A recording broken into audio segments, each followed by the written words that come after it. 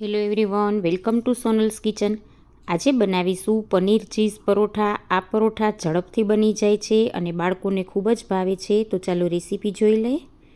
અહીંયા મેં 2 વાટકી જેટલો ઘઉંનો લોટ લીધો છે. ઘઉંનો ઝીણો લોટ લીધો છે. એમાં આપણે સ્વાદ પ્રમાણે નિમક નાખી દઈશું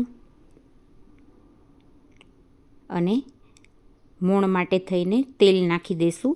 1.25 ચમચી જેટલું મેં અહીંયા તેલ નાખેલું છે. હવે લોટ અને નિમક અને તેલને આ રીતે પહેલાં બધું જ મિક્સ કરી લઈશું હાથેથી, એટલે બધા જ લોટમાં સરસ મોણ દેવાઈ જાય. હવે થોડું થોડું પાણી નાખી અને આપણે સોફ્ટ લોટ બાંધી લેશું. પાણી જરૂર પ્રમાણે થોડું થોડું જ નાખશું અને લોટને આ રીતે બાંધતા જાશું. અહીંયા આ રીતે સરસ સોફ્ટ પરોઠાનો લોટ બાંધી લીધો છે.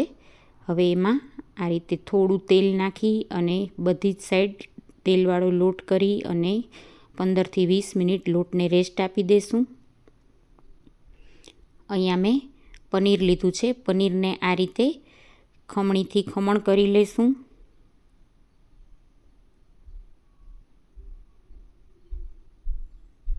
પનીરને મેશ કરવા કરતાં આ રીતે ખમણીને લેશું તો પરોઠા આપણા સરસ ફૂલશે. આ રીતે બધું જ પનીર ખમણી લીધું છે.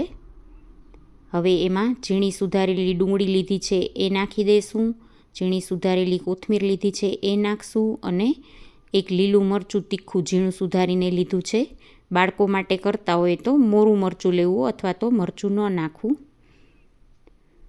થોડું આ રીતે ચીઝ લીધું છે. જેટલું પનીર લીધું છે એના કરતાં થોડું ઓછું એટલું ચીઝ ખમણીને લીધું છે. સ્વાદ પ્રમાણે મીઠું નાખી દઈશું.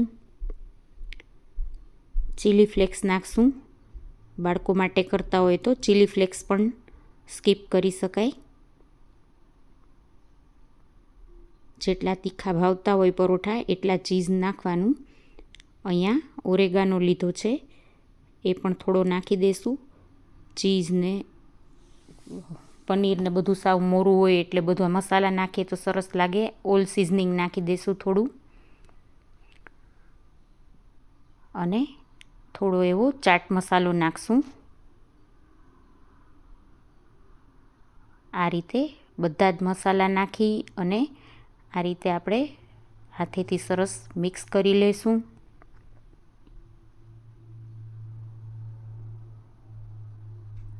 પનીર અને ચીઝ જે છે એ ફ્રીઝમાંથી કાઢી અને તૈયાર જે હોય ઠંડુ એ જ વાપરવાનું છે. એટલે આપણા પરોઠા સરસ ફૂલશે. મેલ્ટ થયેલું ચીઝ પનીર નથી વાપરવાનું. મસાલો સરસ મિક્સ થઈ જાય પછી આ રીતે હાથેથી પ્રેસ કરી અને આપણે એના બોલ વાળી લેશું. એટલે આપણને પરોઠા વણવા સાવ ઇઝી થઈ જાય. આ રીતે બોલ વાળી અને મસાલાના ટૂંકમાં તૈયાર રાખેલા હોય તો આપણને જે પરોઠા વણવાના છે એ ઝડપથી વણાશે. અંદર આપણે પૂરણ ભરીએ અને પછી પેક કરીએ તો પેક કરવું ફાવે નહીં પરોઠું. આ રીતે બોલ રેડી રાખી દઈશું. અહીંયા મેં પનીર અને ચીઝના મસાલાના બોલ તૈયાર કરી લીધા છે. લોટને સરસ રીતે પાછો એકવાર કૂણવી લીધો છે. હવે એમાંથી આ રીતે એક લુઓ લઈ લેશું. આ રીતે પરોઠાનો મીડિયમ લુઓ લઈ અને એનું સરસ ગોયણું વાળી લેશું. હવે એને કોરા લોટમાં બોળી લેશું. પાટલા પર લઈ અને એનું પહેલાં નાનું પરોઠું વણી લેશું.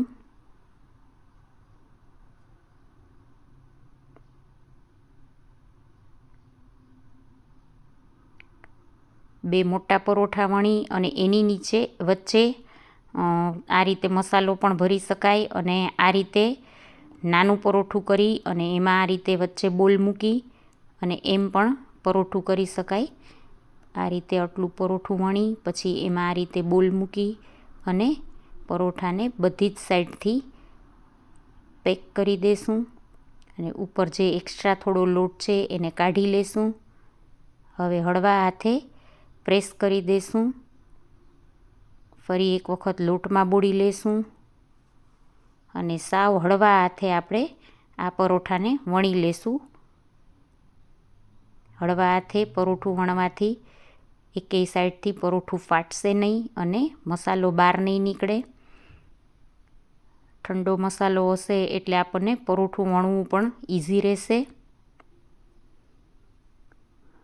આ રીતે હળવા હાથે આપણે ગોળ પરોઠું વણી લેશું. જે સાઈઝનું પરોઠું વણવું હોય એ પ્રમાણે લુઓ લેવાનો છે. હું અહીંયા મીડિયમ સાઈઝના પરોઠા તૈયાર કરું છું. પરોઠું સરસ રીતે વણાઈ ગયું છે. હવે પરોઠાને શેકી લેશું. લોઢી પહેલાંથી જ મેં અહીંયા ગરમ કરી લીધી હતી. ગેસની ફ્લેમ છે એ મીડિયમ રાખીશું.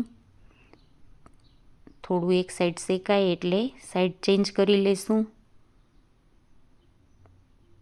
અને એમાં બટર નાખી દેશું. પરોઠાને ઘી અથવા બટરમાં શેકી શકાય. સાઈડ ચેન્જ કરી લેશું અને ફરી એમાં થોડું બટર નાખી દેશું. હળવા હાથે પ્રેસ કરી અને બધી જ સાઈડ ફેરવી અને પરોઠાને શેકી લેશું. ગેસની ફ્લેમ મીડિયમ રાખીએ એટલે અંદર જે ચીઝ નાખેલું છે એ સારી રીતે મેલ્ટ થઈ જાય. ફાસ્ટ ગેસે પરોઠા નથી કરવાના. અંદર ચીઝ મેલ્ટ થશે તો પરોઠાનો સ્વાદ સરસ આવશે. આ રીતે પરોઠા સરસ ફૂલી અને દડા જેવા તૈયાર થશે. બંને સાઈડ 2 થી 3 વખત ફેરવી અને આપણે પરોઠાને સારી રીતે શેકી લેવાનું છે.